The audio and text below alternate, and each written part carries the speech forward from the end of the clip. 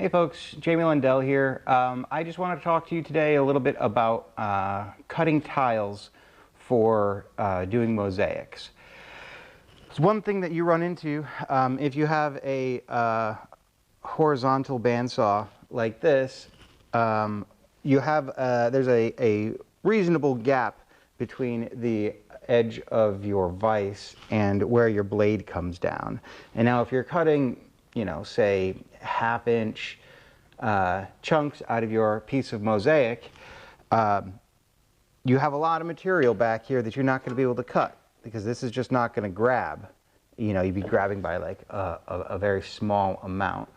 And then if that shifts and then your blade binds up or breaks, I mean, it's all, you know, can go wrong in all sorts of different ways. And you spent all this time making this material, and to have a chunk this big that you can't use is kind of frustrating, right? So you want to do everything that you can to utilize every little last bit of this. So one way to do that is what we've done is we've just taken a bar and drilled and tapped a hole, and we just have a bent piece of threaded rod in here. And it's super simple, and what it does is you can place this into your vise. You also need a second piece of flat stock that can also go in. So now I can set this up so it comes right out to the edge of my saw.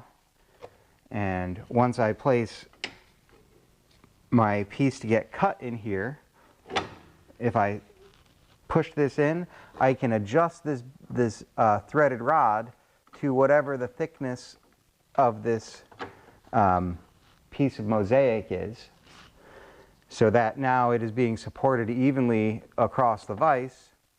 And once I come and tighten this down, I have the point here that's getting squeezed and the point back here which is being supported by that threaded rod. Now I can cut out to the very, very end of this. Now the one limiting factor is going to be the gap that you have in here. And so if you needed to, you could also put a bar underneath it in order to give it some support.